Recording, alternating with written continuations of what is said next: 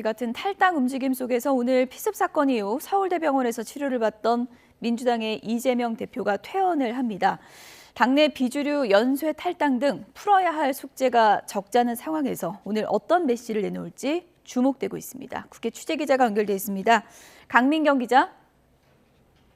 네, 국회에 나와 있습니다. 네, 이재명 대표 퇴원이 몇 시쯤이죠? 네, 오늘 오전 중으로 일단 예상이 됩니다. 흉기 피습 8일 만에 서울대병원에서 퇴원을 하는데 당 관계자는 아침 YTN과 통화에서 이 대표가 퇴원 메시지를 낸다고 밝혔습니다. 의료진과 국민에 대한 감사 인사가 될 거고 정치 메시지는 나오지 않을 가능성이 크다고 당 관계자는 설명했습니다. 이 대표는 당분간 국회로 출퇴근하기보다는 집에서 치료를 이어갈 예정입니다. 하지만 예상보다 일찍 퇴원한 건 뒤숭숭한 당내 분위기를 다잡기 위해서라는 해석이 적지 않습니다. 국회로 돌아온 쌍특검법 후속 대책 등 쌓여있는 당무에 대한 지시를 내릴 것으로 보이는데요. 가장 큰 숙제는 비주류 인사들의 탈당 문제를 어떻게 해결하느냐입니다. 이원욱, 김종민, 조응천 의원은 조금 전에 보신 것처럼 기자회견을 열고 탈당을 공식 선언했습니다. 원칙과 상식 소속 의원 가운데 윤영찬 의원은 막판 고심 끝에 당에 남기로 했습니다. 정치권에서는 이낙연 전 대표는 물론 이준석 전 국민의힘 대표와의 연대까지 제3지대에서 활로를 모색할 거라는 관측이 나오고 있습니다. 이낙연 전 대표도 내일 탈당 선언을 예고한 만큼 거대 양당에 맞선 신당 세력의 움직임이 본격화할 것으로 보입니다.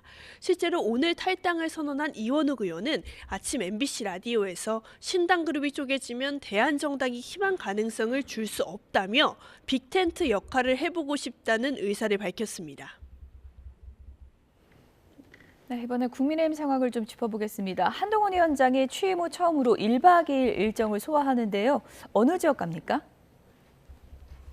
네, PK 지역, 정확히는 부산입니다.